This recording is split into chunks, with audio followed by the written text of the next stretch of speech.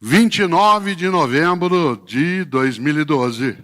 29 de novembro de 2012, faleceu na cidade de São Paulo uma das pessoas que eu mais admiro no campo do jornalismo, da comunicação, que é Joelmir Betting. Joelmir Betting, um homem nascido em Tambaú, na região da Grande Ribeirão Preto, uma pessoa genial, que veio para a cidade de São Paulo ainda jovem para fazer ciências sociais na Universidade de São Paulo. Aliás, da turma dele, na classe dele, ficava Ruth Cardoso, né, esposa do professor Fernando Henrique Cardoso, Francisco Verfort, que um grande pensador também, que foi genro do professor Paulo Freire, e o grande, o especial, Joelmir Betting, alguém que é marca daquilo que seria o comentário na televisão, na reflexão sobre economia, sobre sociedade. E ele, Joelmir Betting, começou a sua atividade no mundo da comunicação no campo do esporte. Eu tive a honra de fazer com ele algumas palestras, vez ou outra, não juntos no mesmo palco, mas no mesmo evento, e ele tinha duas coisas especiais na comunicação. A primeira delas é que ele lançava muito mão do jeito caipira que ele carregava, do modo de comunicação que ele aprendia, e ele o fazia sempre com alegria, naquilo que ele chamava de para-choque de caminhão. O que ele aprendia no para-choque dos caminhões. E ele tinha duas coisas que eu nunca, claro, podia repetir com ele próximo, porque seria plágio direto, mas que ajudaria imensamente. Ele citava muito uma frase, ele disse que leu isso num caminhão um dia, que é: antes eu era só sonho, agora nem durmo. Sempre ele citava isso, Joelmir Betting. Antes eu era só sonho, agora nem durmo. E é interessante, porque isso vale para várias coisas, na política, na economia, no futebol, né, em várias circunstâncias. E Joelmir tinha o jeito mais inteligente que eu já vi para terminar uma palestra. Ele o fazia, não tem como imitá-lo naquilo, genial. Demora um pouco para entender a maneira como ele terminava, era muito comum e eu gostava de ver isso, porque quando ele ia concluir a palestra, quando ele dizia isso que eu vou dizer agora, as pessoas demoravam alguns segundos para entender o que ele tinha acabado de fazer. Havia um delay, né, em relação à fala e à compreensão, mas sempre foi muito divertido ficar acompanhando, porque ele terminava a palestra dizendo: bom, eu queria agradecer a presença de todas as pessoas, a possibilidade, né, de terem aqui acompanhado essa reflexão, e eu queria terminar dizendo, dizia ele, queria terminar dizendo que na vida, com toda a minha trajetória e experiência, eu aprendi duas coisas. A primeira delas é nunca dizer tudo o que eu sei. Boa noite e obrigado.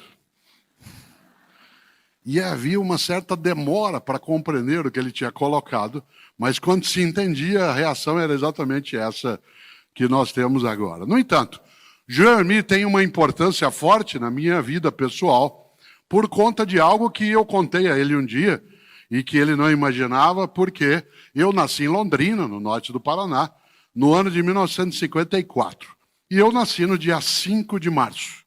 5 de março, que aliás é o Dia Nacional da Música Clássica no Brasil, porque é exatamente o aniversário de nascimento de Heitor Villa-Lobos.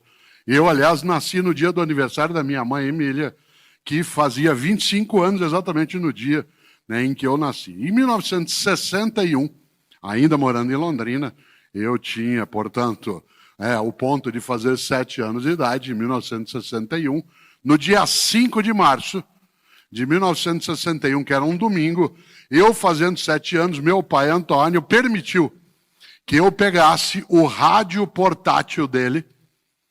Só quem tem muito mais idade, como eu, talvez se lembre de que existia um rádio transistor, que era um rádio portátil a pilha, de uma marca japonesa que era Spica. E tinha, inclusive, uma capa de couro em volta do rádio. Era uma capinha de couro. Tem gente que encontra isso, né, em alguns museus. E naquele dia, ele permitiu que eu ouvisse o jogo, porque estava jogando naquele dia no Maracanã, contra o time do Fluminense, o meu time, que é o Santos. Eu nasci em Londrina, aquela região no Paraná, torce muito para times de São Paulo, né, e eu cresci torcendo, né, para o Santos Futebol Clube. No dia 5 de março, 7 anos de idade, meu pai autorizou que eu usasse o rádio dele para ouvir o jogo no Maracanã. E nesse dia, o Santos, numa partida do torneio Rio-São Paulo, que é um torneio que fazia o confronto entre os times dos dois estados desde os anos 1930, trouxe o grande ídolo Pelé. Nesse dia, Pelé fez 2 gols.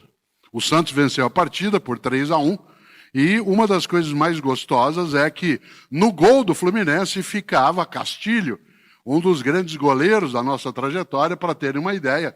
Ele era o goleiro reserva, né, da seleção brasileira em 1958 e 1962. Quando nós ganhamos os 2 primeiros títulos mundiais, ele era exatamente o goleiro, o Castilho. E na ponta direita do Fluminense, um dos melhores jogadores e técnicos que o Brasil já teve, que foi Tele Santana. Tele Santana era o ponta direita do Fluminense. E o Santos tinha um ataque, que claro que dá saudade, que era Dorval, Coutinho, Pelé e Pepe. Dorval, Coutinho, Pelé e Pepe. E nesse dia, o segundo gol do Santos, um pouquinho antes do intervalo, foi do Pelé de novo. E foi um gol tão magnífico, tão estupendo, tão inacreditável, tão melhor do que qualquer outra coisa que alguém já houvera feito no Maracanã, que quando ele fez o gol contra o Fluminense, a torcida inteira do Fluminense se levantou para bater palma para ele. E eles bateram palma para o Pelé num gol contra o Fluminense durante 5 minutos. Isso é inacreditável. Esse gol foi tão estupendo, tão magnífico. Pena que se perdeu a imagem. Existe o som, a narração do gol. Mas a imagem ela teve que ser simulada nos filmes sobre a vida do Pelé. Pois bem, esse gol foi tão estupendo que Joelmir Betting, que na época trabalhava no esporte, ele decidiu que esse gol merecia uma placa. E ele pagou do próprio bolso uma placa e a colocou no estádio do Maracanã, para lembrar exatamente esse gol feito pelo Pelé. A ideia de gol de placa não era do Joelmir, mas foi ele que pagou a placa para se colocar ali.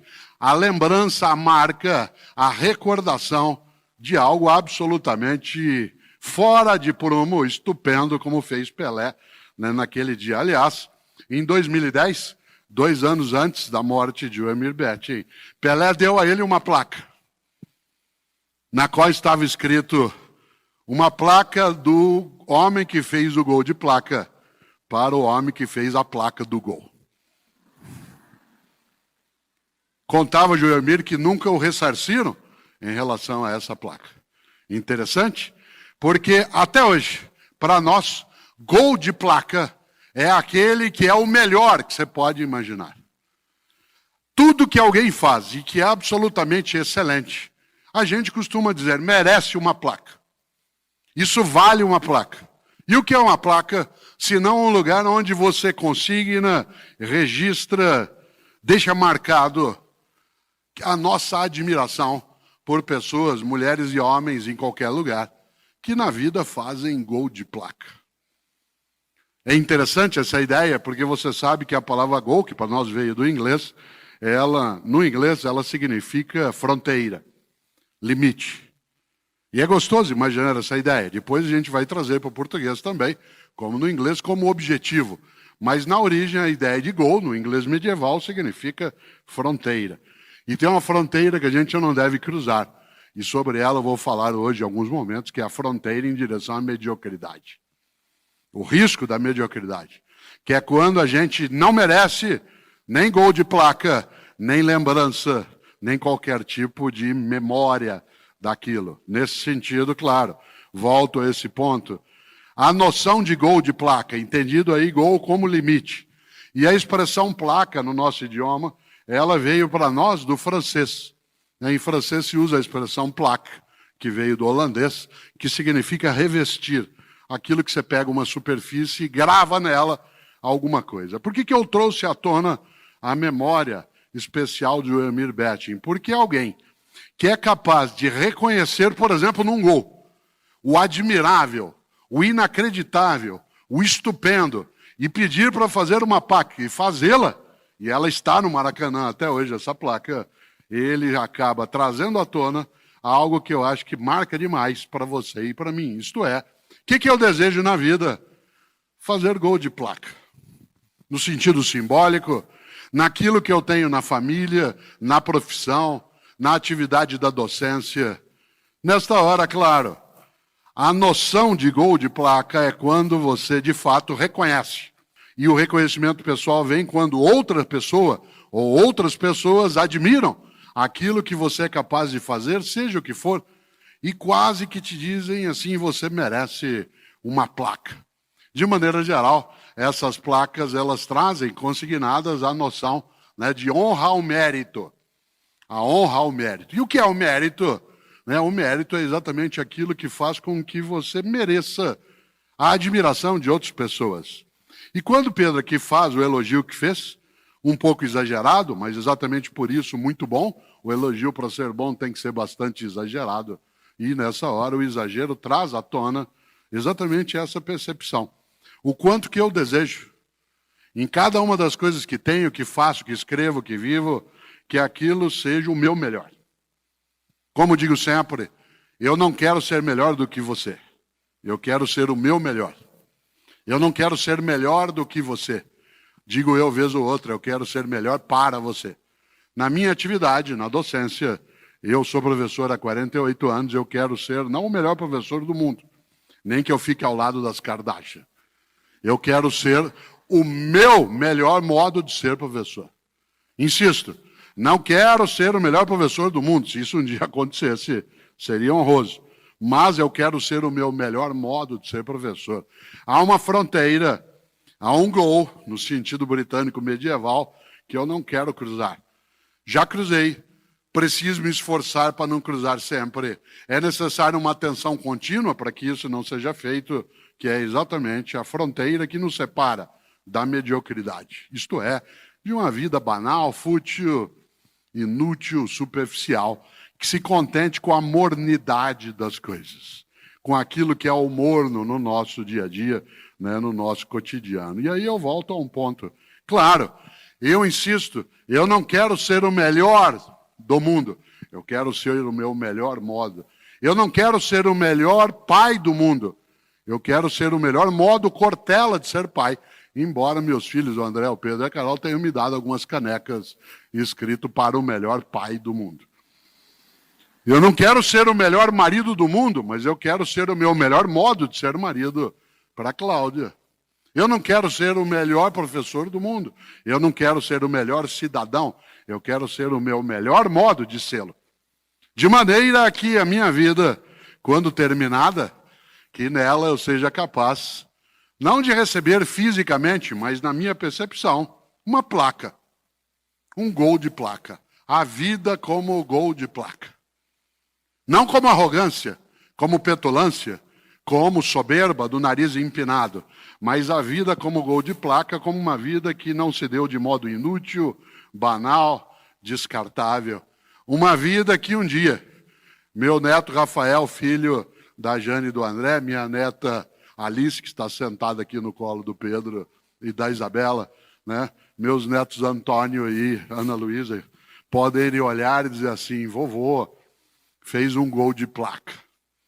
E é claro que esta ideia do gol de placa não é ela ficar registrada para que outras pessoas a ela se submetam, mas para deixar na memória de cada pessoa a possibilidade de eu não ter, como disse, uma vida pequena, fútil, banal.